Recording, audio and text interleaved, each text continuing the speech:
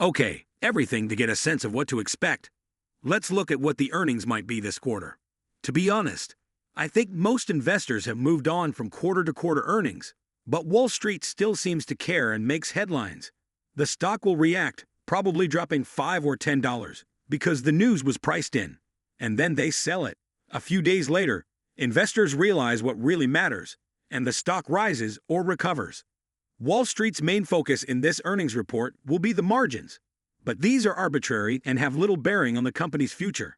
They're arbitrary because the order market is currently in a slump. These are only transitory and will eventually decline once inflation stabilizes. At that point, cars will become comparatively more affordable, and Tesla will be able to raise prices once more and margins will be able to return, depending on whether demand rises and economies of scale take hold. Of course, Tesla will also eventually reduce costs and margins will be able to return with lower production costs. Additionally, Tesla is introducing new models that will only cost half as much to produce as the current models. However, all of that could be argued to be peripheral details compared to the company's focus on robotics and artificial intelligence, which is what will ultimately cause all of the people who only purchase Tesla cars to pay hundreds of dollars a month in FSD subscriptions, once that problem is resolved, which is what many investors really care about. For this reason, the fluctuations in margins from quarter to quarter are not as significant. Additionally, Tesla managed to sell a record number of vehicles this quarter, and we still have the largest quarters remaining for the remainder of the year. Q3 and Q4 are historically better for auto sales. I would say that Tesla's guidance is likely going to be even more crucial in terms of how they see the upcoming year playing out, how they plan to ramp up Cybertruck, and whether or not they still anticipate volume production by the end of the year. How's 4680 sales ramping? Additionally, they may be anticipating that they will be at a run rate that will eventually fill Berlin and Texas, making those factories' gross margins go from around 5% to 15 to 20, thanks to the factory's full utilization of economies of scale. The 4680 sales cost savings. In all honesty, I'm more concerned with the call and hoping for a few updates there. I think the exuberance of the Cybertruck is going to come, and we should expect a handoff event to be announced, or if not, told how soon it might be. That could do more for the stock than a slightly higher auto gross margin. I'm also interested in Tesla's progress when it comes to energy. I think this is cell-constrained rather than constrained by actual ramping of the manufacturing. All right, let's see if we can estimate what this might amount to. I'm going to calculate the revenue per delivery from the previous quarter and reduce it by just 2% because of the additional discounting we saw in the infantry department. When we multiply this by the number of deliveries, we get revenue for just autos of $21 billion. Additionally, I'm going to reduce our cost of goods sold by 1% because of increased economies of scale with higher deliveries, and possibly some lower-priced commodities. Additionally, I'm going to estimate, more like guess, that regulatory credits will reach $400 million this quarter, making the total amount for auto loans $21.4 billion. Sales with a 19.7% margin, down from 21.1% in the previous quarter, and a $4.2 billion gross profit, which is essentially the same as Q1 energy and services. My gain from Q4 to Q1 was comparable to theirs, bringing overall gross profit to $4.5 billion, or 18.2% of entire GAAP gross margin. With a marginal rise in OPEX from Q1, we now have $2.68 billion in operating profit and 10.7% operating margin. Net income after tax is $2.6 billion, with an EPS gap of 76 cents and a non-GAAP of 88 cents, or a fourfold gain percent increase in non-GAAP EPS quarter over quarter. So despite margins being a little lower, EPS is at least higher. I would say that this is a fairly expected earnings report, without any major surprises, and this has likely been totally priced in. Although having said that, I think the stock price will naturally rise tomorrow in anticipation. It generally does. In fact, it's only going to take just over 2% an increase until we break through the 300 stock price.